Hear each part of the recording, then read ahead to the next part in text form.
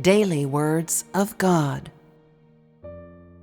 The greatest fault of man, having faith in God, is that his faith is in words only, and God exists not at all in his practical life. All men, indeed, believe in the existence of God, yet God is not a part of their everyday lives.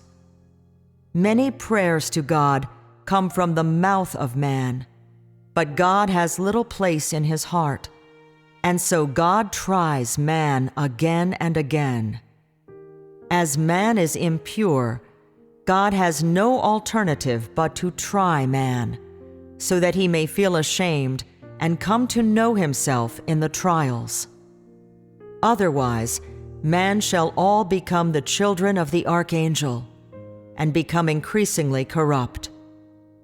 During each one's belief in God, many personal motives and objectives are cast off, as they are unceasingly cleansed by God. Otherwise, no man can be used by God, and God has no way of doing in man the work that he ought. God first cleanses man. In this process, man may come to know himself, and God may change man. Only after this can God work his life into man, and only in this way can the heart of man be fully turned to God. So, believing in God is not so simple as man may say. As God sees it, if you only have knowledge, but do not have his word as life, if you are limited only to your own knowledge, but cannot practice the truth or live out the word of God, then this is proof still that you have no heart of love for God, and shows that your heart belongs not to God. Coming to know God by believing in him, this is the final goal, and that which man shall seek. You must devote effort to living out the words of God, so that they may be realized in your practice. If you have only doctrinal knowledge, then your faith in God will come to naught. Only if you then also practice and live out his word can your faith be considered complete and in accord with God's will. On this road, many men can speak of much knowledge, but at their time of death, their eyes brim with tears, and they hate themselves for having wasted a lifetime and lived for naught to old age. They had only understanding, but never the opportunity to glorify God. They spent their entire lives fighting and journeying to and fro, yet upon their hour of death, there is regret in their hearts.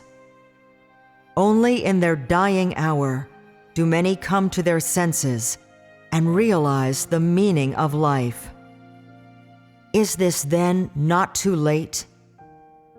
Why do you not seize the day and seek the truth that you love? Why wait until tomorrow? If in life you do not suffer for the truth or seek to gain it, could it be that you wish to feel regret in your dying hour? If so, then why believe in God?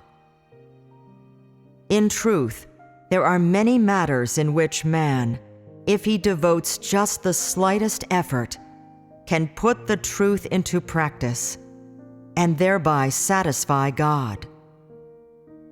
The heart of man is constantly possessed by demons, and so he cannot do work for the sake of God. Rather, he constantly journeys to and fro for the flesh and profits nothing in the end. It is for these reasons that man has constant troubles and afflictions. Are these not the torments of Satan? Is this not corruption of the flesh? You should not fool God by only paying lip service. Rather, you must take tangible action. Do not fool yourself. What is the meaning in that? What can you gain by living for the sake of your flesh and toiling for fame and fortune?